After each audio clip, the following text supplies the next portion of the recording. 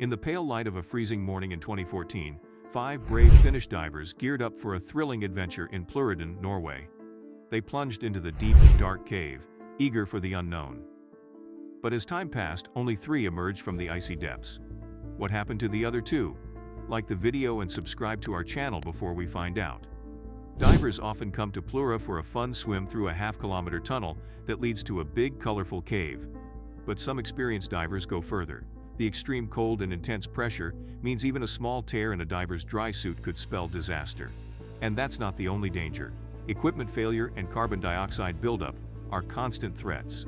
The 5 experienced Finnish divers, Patrick Grönkvist, Jari Huotarinen, Vesa Rantanen, Jari Uusimaki, and Kai Kankinen, set out to explore Plura Cave to reach a place called Steinuglaflaget.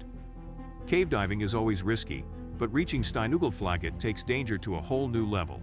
It's a grueling 5-hour journey, plunging more than 130 meters deep, and it can only be tackled with the help of underwater scooters. The divers, all experienced and certified, were confident they could handle the challenging dive, which would take them over 320 feet, or 100 meters below the surface. 2 groups were formed, with Patrick and Jari H leading the first, and Vesa and Jari following 2 hours later. This staggered departure allowed sediment to settle, and ensured mutual aid in case of emergencies.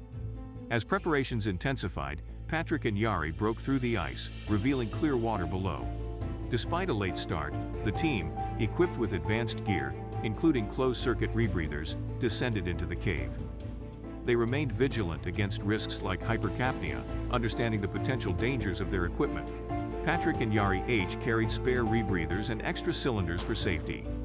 Descending into the cave, they traversed over 1,600 feet before reaching a chamber filled with water. Navigating through narrow passages, they attached guidelines and continued deeper into the cave. As they approached the exit, Patrick noticed Jari in distress. Despite attempts to help, Jari succumbed to cold water inhalation. With limited oxygen and a long ascent ahead, Patrick faced a dire situation, realizing the potential fate awaiting his companions. Meanwhile, Vesa and Jari encountered difficulties due to backup cylinders, leading to delays in their dive and increased decompression time. Despite challenges, they hoped to complete the ascent safely. After resuming their dive, Vasa heard a distress beep from a nearby apparatus and discovered Jari H's lifeless body blocking their path. The situation grew hazier as Kai, affected by nitrogen narcosis, struggled to communicate, and Jari exhibited erratic behavior. Moments later, Jari became limp, signaling a dire situation. Kai, unable to assist, decided to ascend, leaving Vasa behind. With oxygen running low, Kai faced a perilous ascent, considering his family waiting at home. Meanwhile, Patrick completed his ascent, battling cold and dwindling battery power. Vasa, guilt-ridden, made his difficult ascent. Unaware of each other's survival, they endured harrowing decompression stops. Finally, Kai resorted to his last air cylinder, uncertain of its contents.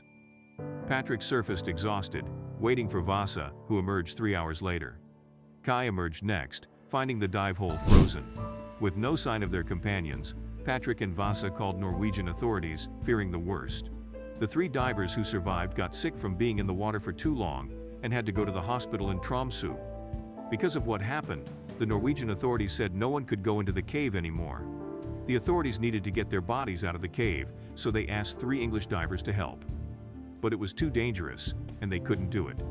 The local officials decided to leave the bodies in the cave and close the case. But one of the survivors, Patrick, quietly asked some of his diving friends for help. They planned everything carefully and went into the cave to get the bodies. Even though the cave was officially closed, they were determined to complete their mission.